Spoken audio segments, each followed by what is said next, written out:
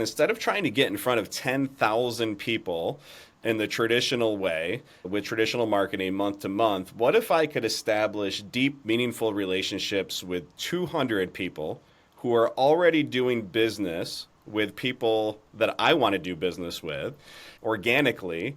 It's a lot more fun, and it's all about just being relevant and respected and referable.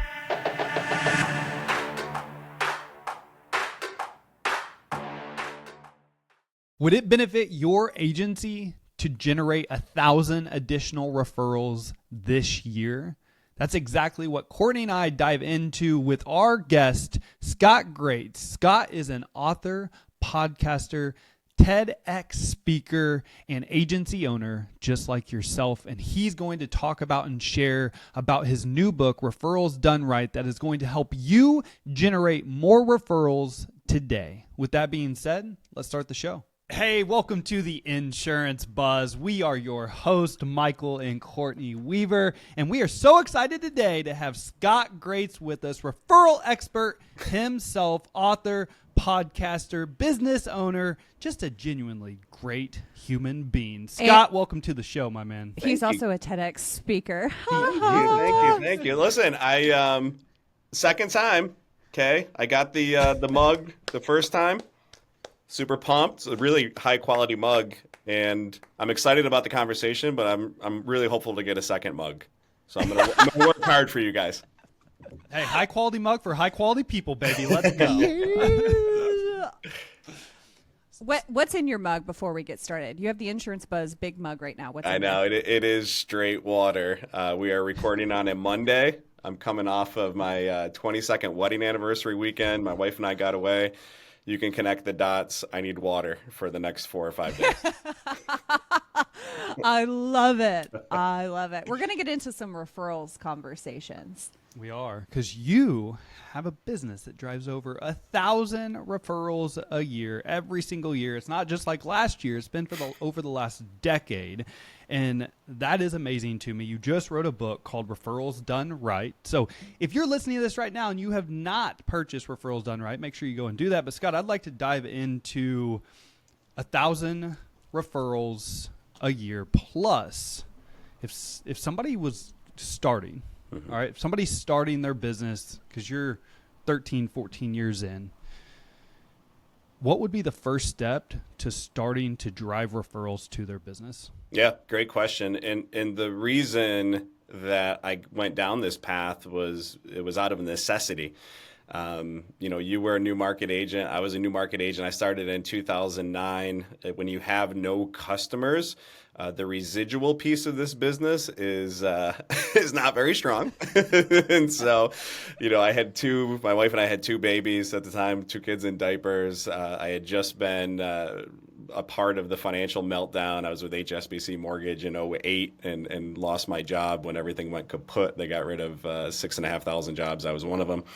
And I went into an industry that I knew nothing about. And I had sales experience, but I'd never owned a business. I knew nothing about insurance. I was broke as a joke, and that led me to the company I'm with, because the cool thing about the model is you just give blood, sweat, and tears. I didn't have to write a check or get a loan to get in, which was helpful because I wouldn't have either at that time. And I started doing all the traditional things. And I'm sure you've heard the acronym DIRT, which is direct mail, internet leads, referrals, and then just telemarketing, right? So I was all in on that. I was doing TV ads. I'll date myself here, but I was doing Yellow Page ads, right? That's since been replaced with Google. I was doing radio ads. I was doing billboards. I was doing a ton of grassroots marketing with flyers and stuff on pizza boxes and pens all over the place, and just going wild with that. And after about a year, I realized I was going broke, and obviously team is our highest expense, but second is marketing, and I was spending a ton of money on the month-to-month traditional marketing. And when I looked at my return on investment, there was one outlier, and it wasn't even close, right? The referrals were just crushing everything. They were the highest conversion rate. It was sticky business. It was staying with me. They were referring other people, and they many times cost nothing. Like people didn't even want anything in return. They just wanted to support us. And obviously you have to be referable, right? You got to add a ton of value to be able to do that. And so long story short, and we'll dive into it, but, I just said, how can I go all in on this referral piece? Right? How can I take it to the next level? And I started to flip the script. I said, instead of trying to get in front of 10,000 people in the traditional way, with traditional marketing month to month, what if I could establish deep, meaningful relationships with 200 people who are already doing business with people that I want to do business with? And so if I can establish relationships with them, and then through the years, they can lead me to 50 to 100 people each, then I get to the 10,000 mark organically. It's a lot more fun. It costs me almost nothing. And it's all about just being relevant and respected and referable. And so that's what I did. I looked at what I call parallel markets. And so in insurance, the parallel markets are car dealers, mortgage brokers, attorneys, realtors, right? These are people who are already doing business with people who need insurance. And so instead of going after the customer, or the prospect, I guess, I started going after the referral source, but then I did it in a different way. And this is where the done right part comes in. I didn't do it in a, hey, Michael, you scratch my back, I'll scratch yours. You help me, I'll help you type fashion like everyone does. It gets a little grimy. I went into it with a true servant's heart. And I said, if I can just pour value into these people, if I can just start a friendship, a genuine relationship with them, and figure out how I can help them in their business, then the law of reciprocity will kick in. And when they think insurance, they're going to be like, hey, maybe I should give Scott a try. So that's how the system was born. So let's talk a little bit about pouring value into somebody else's business. Let's talk about the preparation. So when you're sitting down with this list of, let's just say 10 people, that these 10 people are in parallel markets, and you're saying, okay, if I'm going to go in with pure value, which I love that, but I want to get more granular on what exactly that means. So what are we researching? What are we walking in? How are we pitching these people? Yeah, that's a great question, Courtney. So the first thing we do is we ditch the pitch, right? There is no pitch. They're expecting it, and so that's where we're going to be contrarian. It sounds like this. Courtney, how's your business going? Right? What goals do you have? What obstacles are you facing? What struggles you have? And who might I know that can help you in your business? Any community projects coming up? Anything that you're passionate about, and really just the more questions we can ask about you and your business, be an active listener, take copious notes, right? We can't trust our memory. So as soon as we get back to the office or the car or wherever, we're just brain dumping everything we learned about Courtney. And really that's it. Like I have no agenda. I tell them that when I walk in. It's really just, I know a lot of people in the community. I do business with a lot of people in the community, and if I can somehow help you or connect you to someone that could help your business, we are people helping people. We're small business owners in this community. We're all in this together. Really just want to help you. And then you got to follow up on that, right? And so we've created this CRM system. Obviously, everyone has a CRM for their customers, but we've got one for our centers of influence, or our key relationships that we call them. And so now if Courtney is one of my key relationships, I'm going to go back. I'm going to take detailed notes just like we would during a prospecting call with a customer. And then I'm going to create a 4-week follow-up. And that follow-up is whatever makes sense. And it might be just a handwritten card. Courtney, it was awesome meeting you last month, blah, blah, blah, blah. Reference something that we talked about during the conversation and just mail a handwritten card. I might find a relevant podcast or news article that she's interested in, and I'll shoot an email to her. Hey, Courtney, I saw this. I thought this might be something you enjoy. So the goal is to strategically and intentionally show up on a 4-week cycle. It could just be your name in an inbox. It could be a text. It could be, I'll connect with you on social media. I'm going to engage with your content. I'm going to like it. I'm going to share it if it is shareable, right? I'm not saying do things and promote things that you wouldn't normally do, but if you've got something awesome coming up, like I'm going to share that, I'm going to tag you, right? So all these different ways, every 4 weeks, I'm going to show up in your world, but all of it is just with value. I got ahead of myself a little bit because I immediately jumped into the conversation, and I think there is some resistance and a roadblock Yep. before we even get into the conversation, getting the appointment set with the center of influence. So talk a little bit about what the process looks like to source the centers of influence and then to actually set an appointment. Yeah, great question. And so the first thing you have to understand is that everyone's got their guard up, right? I mean, I know at my agency, my gatekeepers are fantastic, right? Nobody gets to me.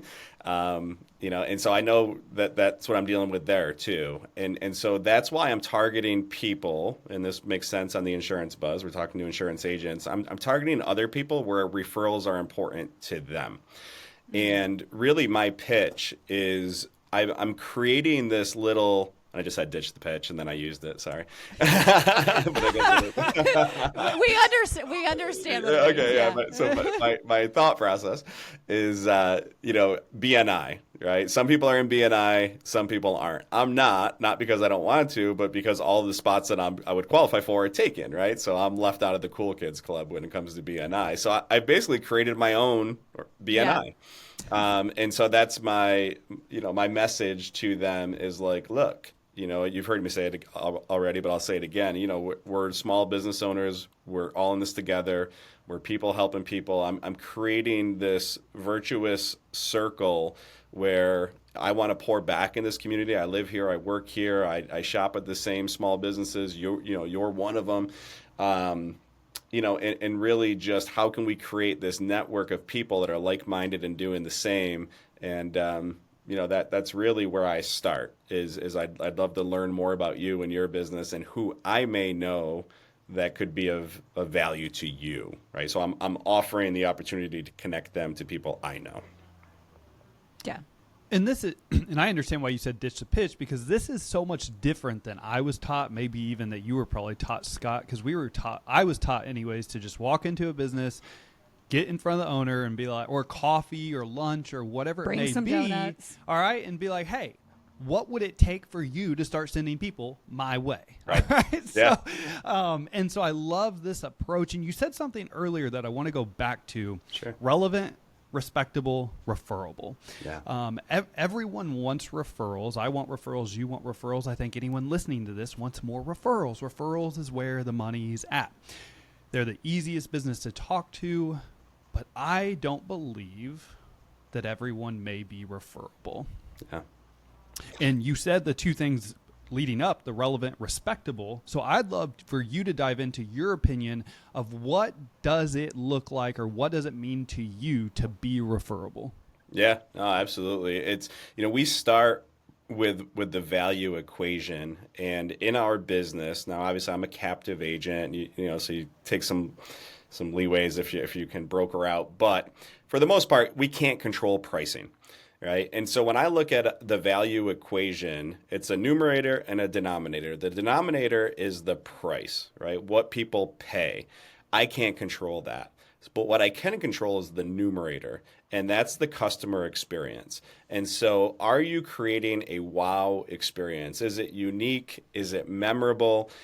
Is it different? Do people literally leave your agency or hang up the phone and go, wow, I want to do business with them, or wow, I'm glad I do business with them and I can't wait to send friends and family to them, right? Because everyone wants to be seen and heard and feel like they're part of something special. And this is, why when you guys go to airports, when you're in the Platinum Sky Club, whatever lounge, like, you feel like, you're walking in chest puffed out a little bit, right? You're part of that. Oh my God. Club. You walk around and you're like, you peasants. You can get in this lounge. A little bit. It's judgmental, but I know what you're saying. I like that. I'm with you, right? It's just you feel that status. Like, and truly, like, I feel like when we check in and I've got, the 3 kids in tow, and it's like, it's a proud dad moment. Like, hey, I am somebody. Now, that might be a bunch of BS, but you get the point, right? So when it's a feeling, yeah. It is a feeling, and that's the feeling we try to create for our customers and for our referral partners, right? And so, Michael, if you're a mortgage broker, my conversation with you is that, look, I don't expect you to send anyone my way because you're trying to help me, right? You're trying to help your client, right? Which you should be. That's number one, is your client. And so my number one mission is to make sure that when you are kind enough to send that person my way, the very next phone call they make is back to you saying, Michael, thank you so much for referring me to Scott. It was an amazing experience, right? My number one mission is to make you look good. And that is the promise, right? That's the numerator. How much value can I put up there so that those referral partners feel like they're part of a club? They feel that they are relevant and respected, and we go over the top to take care of all of our people. But when someone gets referred, it's really red carpet time, because yes, I want that person's business, but I want the next 50 people Michael talks to as well. And the only way to do that is to knock it out of the park with each one of them.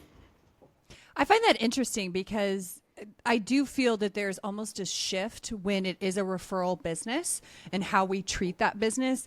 And as you were saying that, the thought popped up, what if we treated everyone as if they were a referral? Like every single person that came into your book of business, that called, that walked in, whatever that looked like, jumped in that customer journey, if we treated them all as referrals, how many more referrals would we get? Instead of separating, like, okay, this is an internet lead, this is direct mail, this is my best friend. Like, if we just had that mindset of everyone is a referral, we must treat everyone as if they are referring us, because they are. I'm so glad you brought that up, Courtney, because this has been one thing that doesn't get enough attention with this system is office culture. And this has changed my office culture 10x.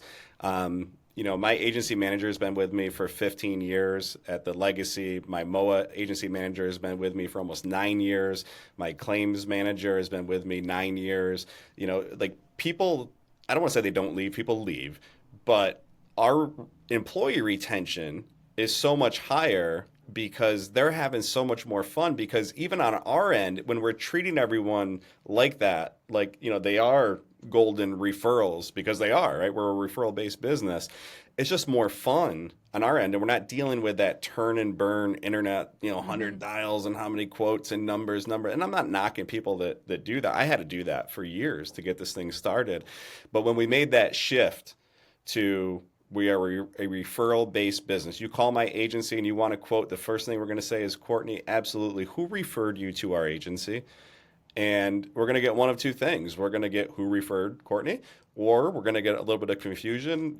I drive by your place all the time, whatever. Oh, the reason I ask is because, we work primarily off of referrals. And, we are a small business trying to help other small businesses. So if you were referred by someone, we would, buy a gift certificate from your favorite local business and send it to the person who referred you, that type of thing. And then we go into the quote. But we're planting the seed right out of the gate that we are a referral-based business. And Michael alluded to it earlier, we're not entitled to anything, and I have this first year mentality. This isn't my 15th year. This is my 15th first year.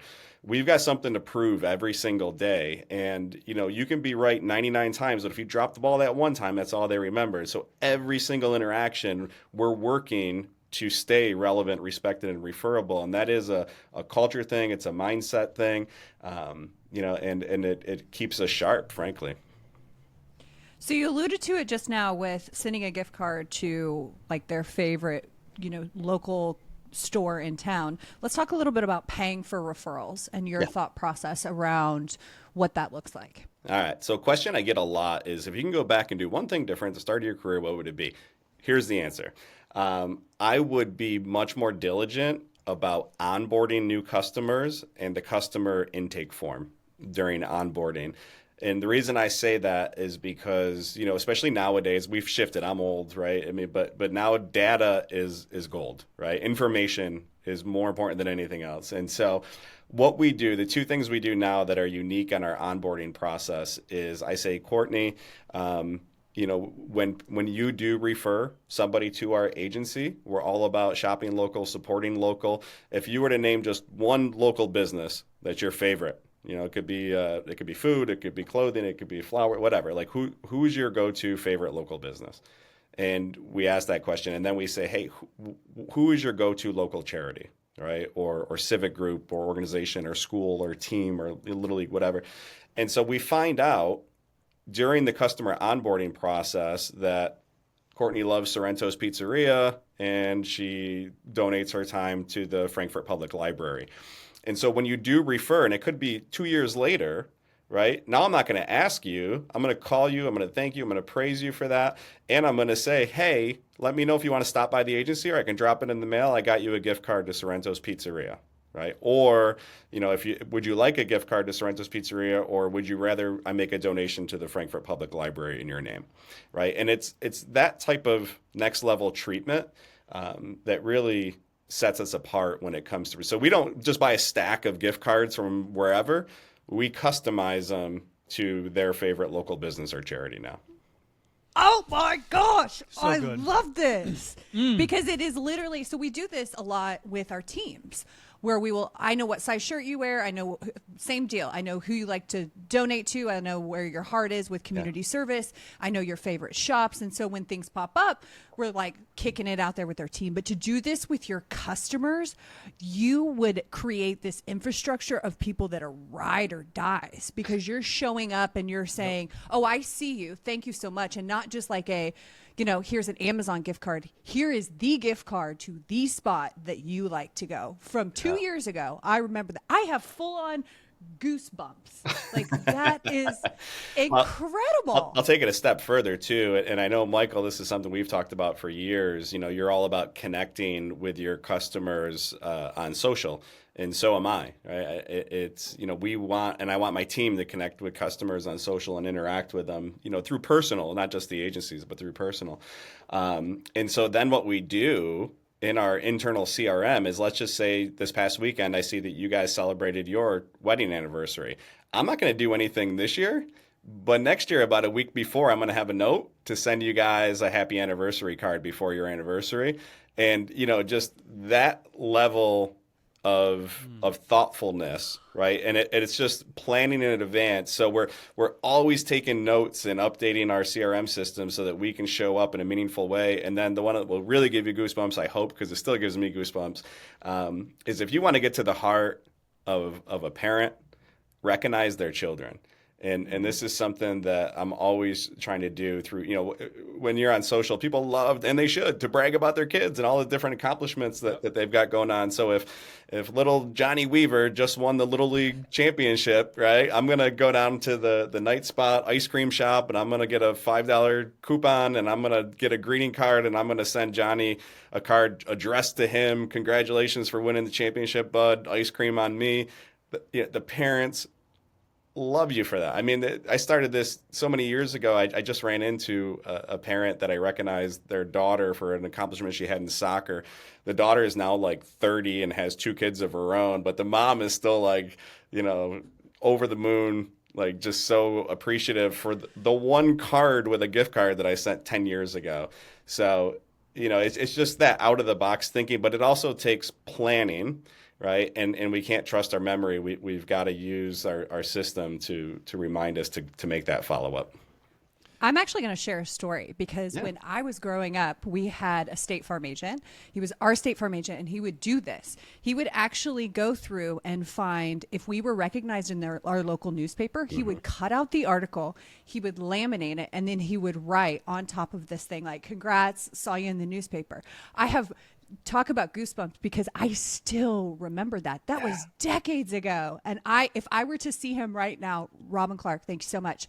He would send every single time I was in the newspaper. So I actually looked forward to that more than anything else because somebody else recognized me. And we took that idea and we implemented it in our agency. So once a week, every week, we'd go through the newspaper, cut out like any kid pictures of our clients and get it laminated, send them a note. Gosh, it's so and good. what we're talking about right here is so much more than referrals. I mean, you're going to instantly become more referable because you are going way above and beyond. But in the business that we're all in, with rates fluctuating like they are, you're talking about building a clientele that are lifelong clients and loyal because of these little bitty steps that mean so freaking much. It means so much.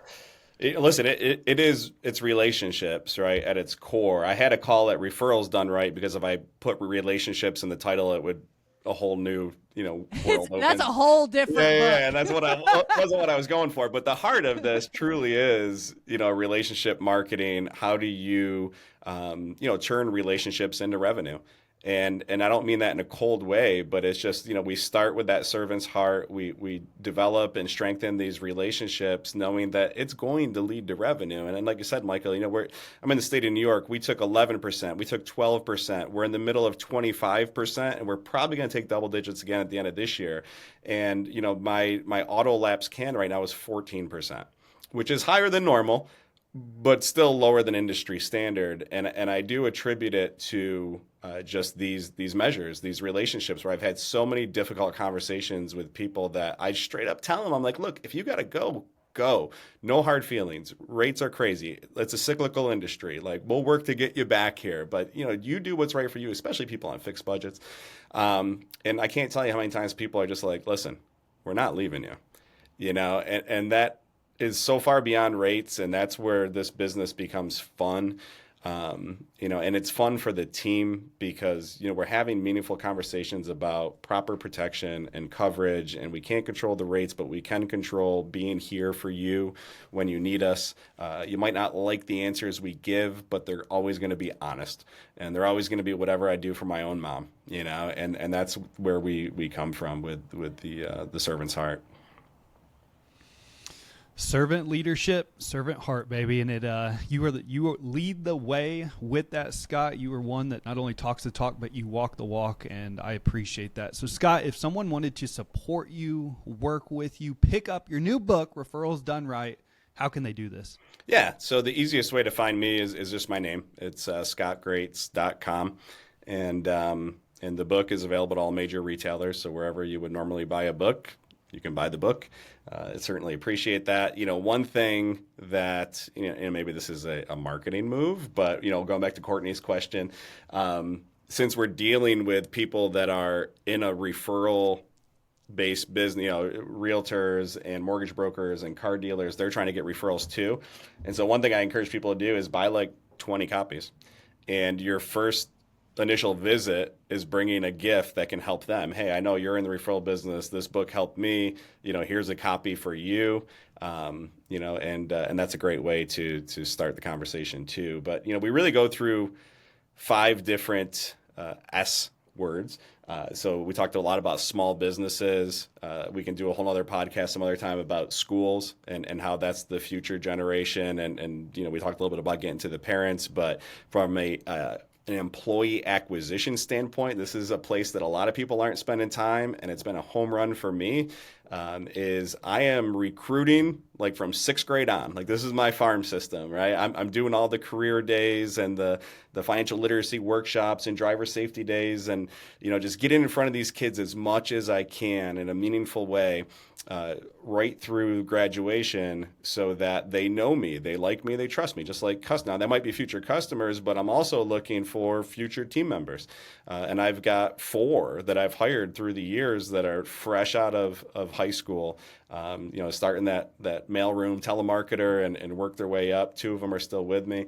So, it's the schools is a great one. Civic organizations, service groups, that's the 3rd. The 4th one are star customers. We talked a little bit about this, but your star customers are an extension of your sales team, right? If I give you my value proposition and tell you why it's so great to do business with us, that's one thing. But if a friend of theirs or a family member they trust tells them you need to do business with Scott, that's a whole nother thing. And so we coach up in many ways our customers to sell for us, right, through the referral process.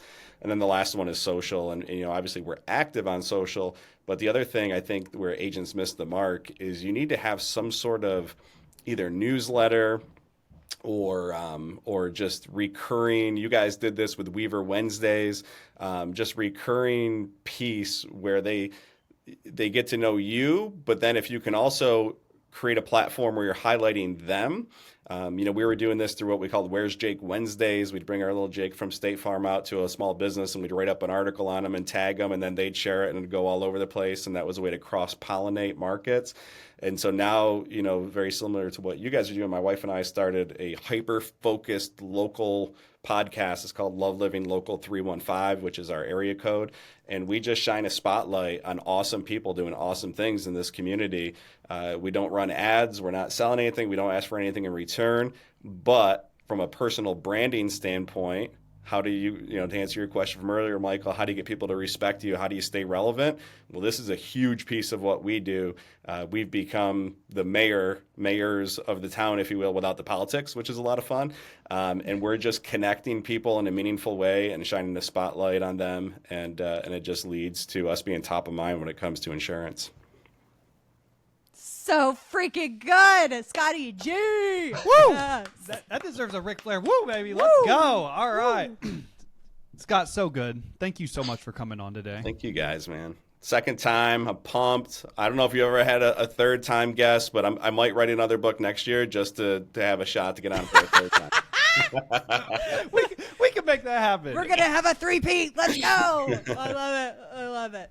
And for all of those of you who are listening, tuning in right now, thank you so much. We appreciate you as always. Time and attention are by far our most important assets, and we appreciate you spending your valuable time with us as always. So thank you. Go out, make it great. Scott, thanks again, brother. Thank you, guys.